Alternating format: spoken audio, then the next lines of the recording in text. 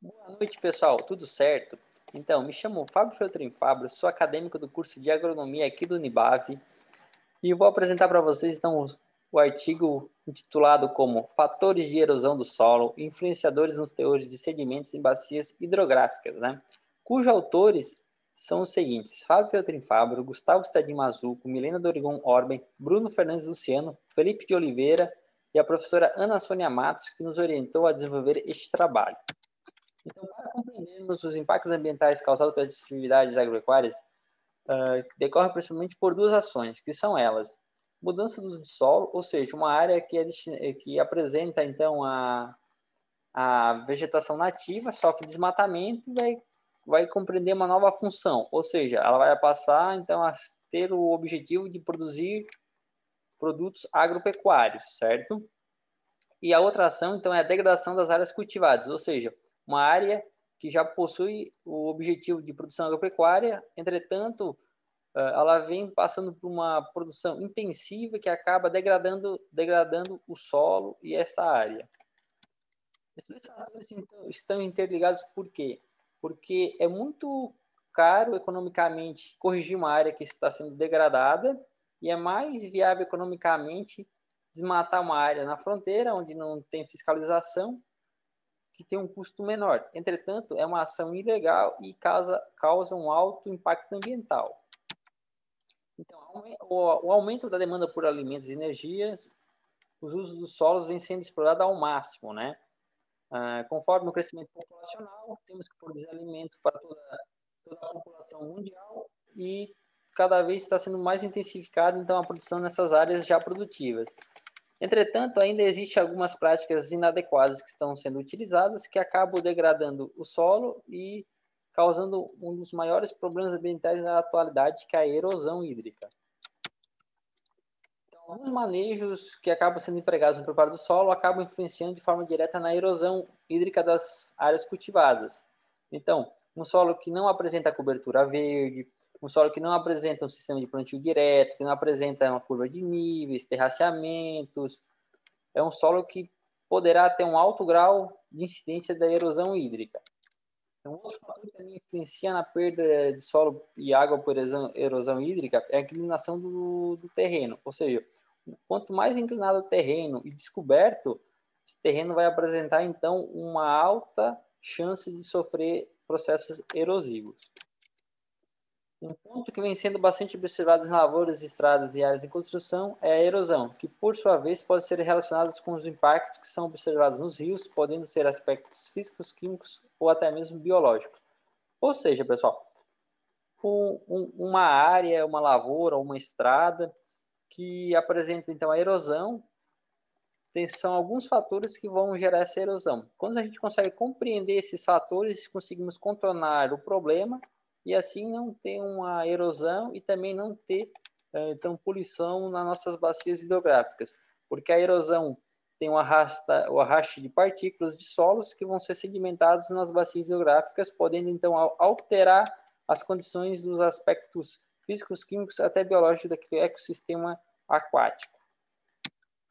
Então, o tipo de cobertura vegetal também tem grande relevância no entendimento do processo erosivo.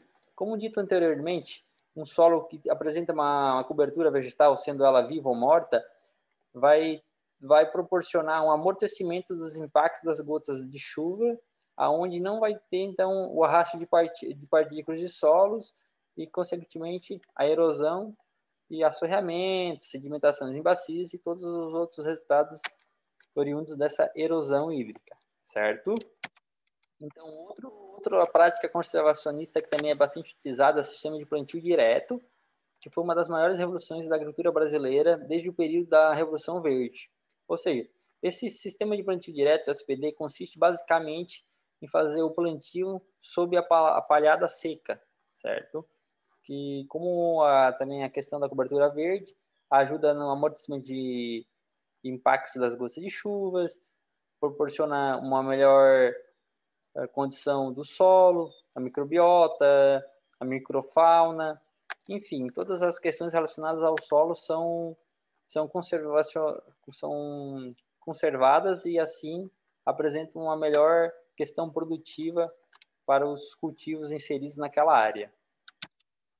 Então, as atividades agrícolas e exercidos de maneira incorreta são as que mais contribuem para a ocorrência da erosão, o que acaba sendo um problema com alto grau de importância. Como foi dito aqui na nossa introdução, então, um solo que não apresenta práticas conservacionistas, um solo descoberto, então vai ter uma grande percentual da ocorrência da erosão naquela área, né? Então, por isso urge a importância da gente utilizar, então, terraceamentos, curvas de níveis, cobertura vegetal, SPD, enfim, todas essas práticas conservacionistas que são empregadas na nossa agricultura. Então, o objetivo dessa revisão bibliográfica consiste em avaliar os fatores associados ao processo erosivo, podem estar influenciando nos teores de sedimentos nas bacias hidrográficas. Juntamente a isso, propor algumas medidas de controle que possam auxiliar na diminuição do processo erosivo.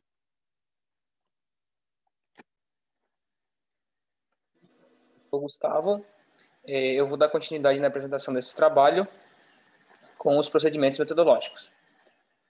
Bom, nesse trabalho a gente fez uma revisão bibliográfica, né, para tentar buscar soluções para esse problema de erosão que a gente já havia sendo abordado, né, e vale salientar que a pesquisa bibliográfica, ela é pesquisa através de estudos já publicados, de artigos ou livros, ou manchetes até, que já são publicadas em meio eletrônico ou até meio impresso.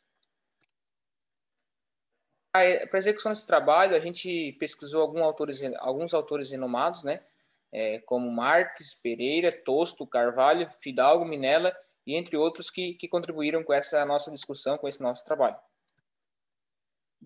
O que é erosão? Nesse trabalho, a gente salientou bastante a questão da erosão na parte da agricultura, né, no setor agrícola.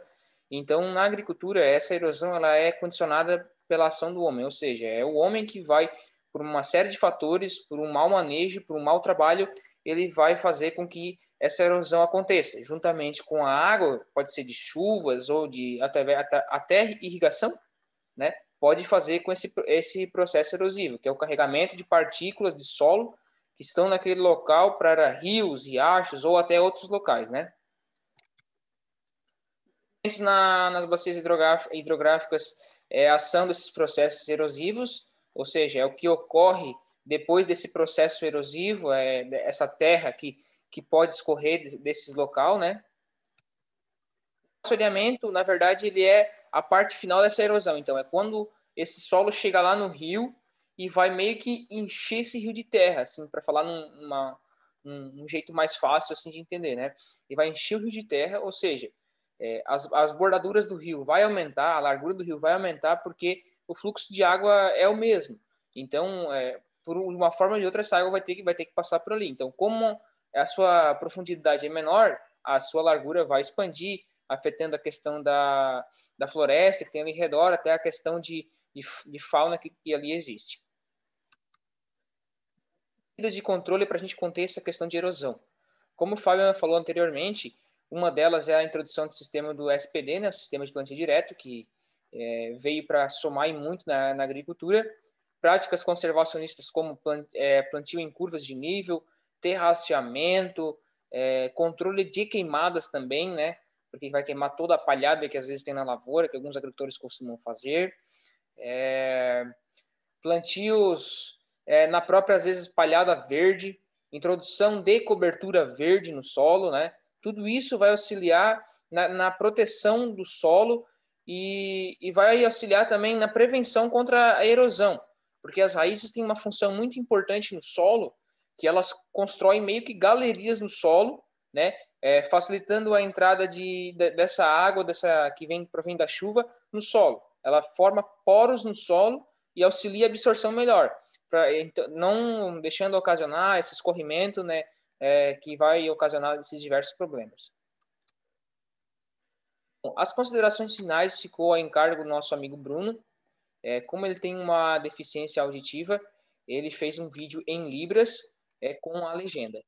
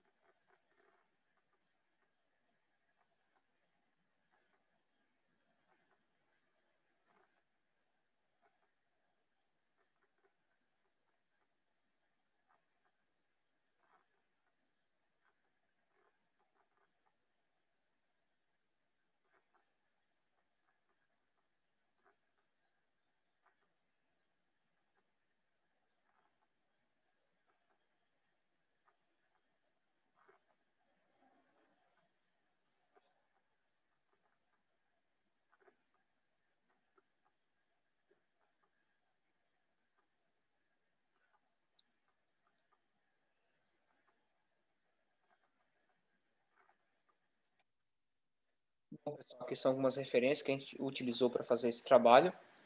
Esse foi o nosso trabalho, nossa apresentação.